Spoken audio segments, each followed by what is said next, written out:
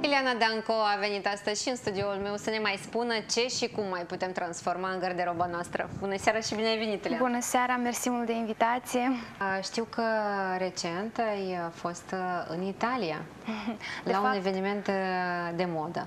De fapt, nu am fost eu prezentă pentru că tocmai devenisem mămică și lucrurile din această cauză nu au stat exact așa cum mi-aș fi dorit eu.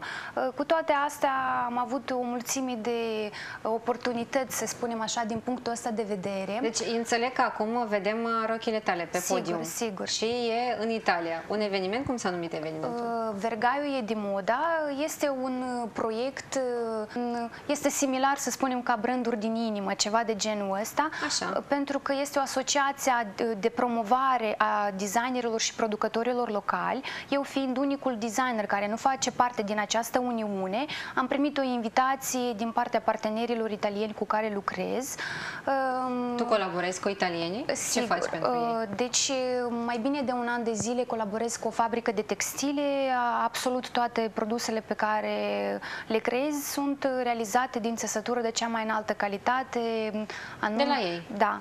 Este țesătură produsă în ediții limitate, un anumit metraj, adică de aia și sunt lucruri unice, din punctul ăsta de vedere. Și ei au vrut să demonstreze ce se poate face din stofele pe care le produc. Sincer vorbind, inițial au fost foarte sceptici, adică s-au uitat cam strâmb la gândul că, uite, o să participe cineva din Moldova, din simplu motiv că și-au făcut o imaginație că, uite, femeile noastre pot fi doar, nu știu, bune sau doamne de serviciu.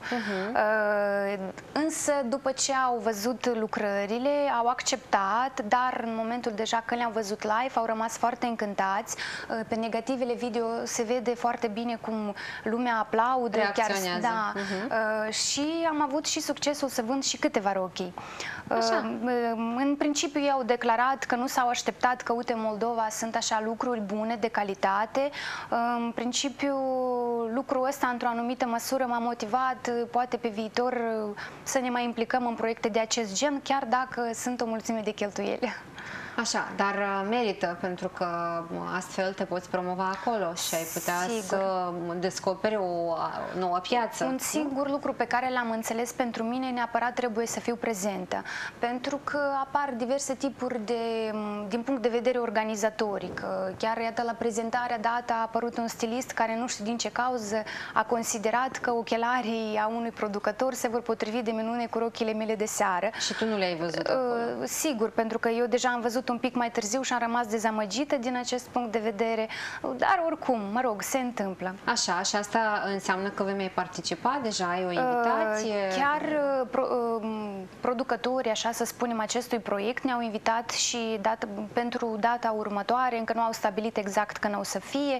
Chiar unii participanți din acest show s-au interesat cine suntem și de unde venim. Au spus că posibil pe viitor să vină cineva aici și poate apar și la seminarul Ileana Cosânzeana, adică pe care îl conduc. Doresc succes în Mersi mult. în acest început sau în această cale deja.